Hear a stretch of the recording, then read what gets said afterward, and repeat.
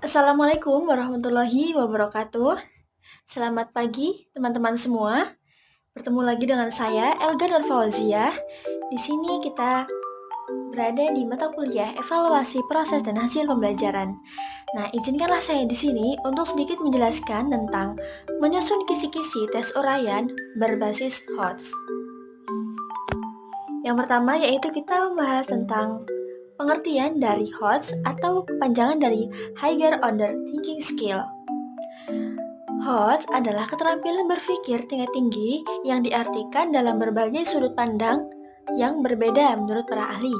Higher Order Thinking Skill atau HOTS dirumuskan pertama kali oleh penulis dari Duquesne University yaitu Susan M. Brocard dalam bukunya yang berjudul How to Assess Higher Order Thinking Skill in Your Classroom.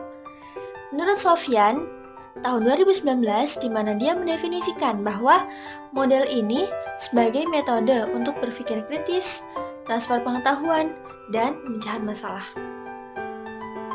Ada 3 karakteristik yang dimiliki oleh HOTS. Yang pertama, mengukur kemampuan berpikir tingkat tinggi. Kemampuan tersebut termasuk kemampuan pemecahan masalah, berpikir kritis, kreatif, kemampuan penentuan keputusan, dan kemampuan berpendapat. Yang kedua, menggunakan masalah dalam kehidupan sehari-hari atau kontekstual, di mana penilaian berbasis HOTS merupakan penilaian yang melibatkan situasi dalam kehidupan sehari-hari dan siswa diharap dapat menerapkan pengetahuan atau konsep dasar yang telah diperoleh untuk memecahkan masalah tersebut. Yang ketiga, digunakan soal dengan bentuk yang beragam.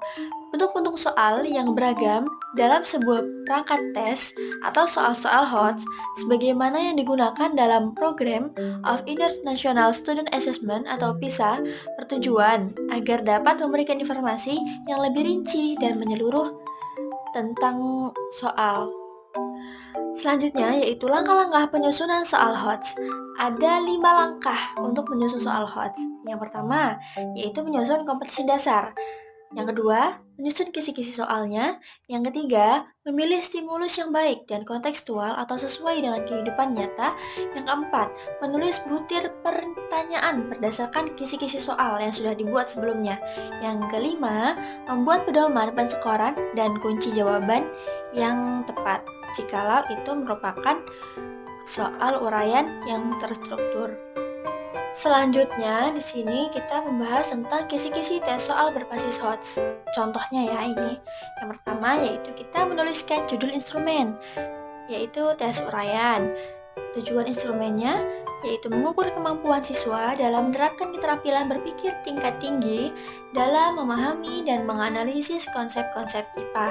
Mata pelajarannya yaitu pelajaran IPA, materi pokoknya yaitu sistem tata surya, kelasnya 6 dan di semester genap, jenis soalnya yaitu soal uraian atau tes esai. Nah, setelah itu kita tuangkan kompetensi dasar, indikator kompetensi dasar yang ingin dicapai, indikator butir soal, dan nomor soal ke dalam tabel. Di sini ada contoh yaitu kita memiliki kompetensi dasar, siswa mampu menjelaskan struktur dan komponen-komponen sistem tata surya. Yang ingin dicapai yaitu C4, di mana indikator T butir soalnya yaitu siswa dapat menganalisis struktur dan komponen-komponen di sistem tata surya serta menjelaskan peran masing-masing komponen tersebut yang tertuang di dalam soal nomor 1. Selanjutnya ada P5 di mana siswa diminta untuk dapat menggambar sistem tata surya yang tertuang di dalam nomor 4, soal nomor 4. Yang selanjutnya yaitu ada yang ingin dicapai itu C6, di mana siswa diminta untuk menyusun perbandingan karakteristik antar planet-planet dalam sistem tata surya dan mengidentifikasi perbedaan antara mereka yang tertuang di dalam soal nomor 2. Yang selanjutnya yaitu ada C5, di mana siswa dapat mengevaluasi peran matahari dalam sistem tata surya dan menjelaskan matahari dalam kehidupan sehari-hari yang dimana tertuang di dalam soal nomor 3. Jadi total ada 4 soal. Sekarang kita mencapai di tahap akhir atau kesimpulan. Tes uraian adalah suatu tes yang tidak memiliki pilihan jawaban, yaitu siswa dituntut untuk mampu menjawab sesuai dengan kemampuan yang dimilikinya. Ketika seorang guru menyusun tes uraian, perlu memperhatikan tingkatan yang ada dalam tes, baik itu LOTS, MOTS, ataupun HOTS. Terkhusus membahas tes uraian HOTS, guru perlu memperhatikan bahwa dalam tes tersebut memiliki tujuan kognitif tingkat tinggi, mulai dari C4, C5, dan C6, atau bahkan ke tahap psikomotor yaitu P5. Hal tersebut menjadi acuan bagi seorang guru untuk meningkatkan kemampuan siswa dalam pembelajaran.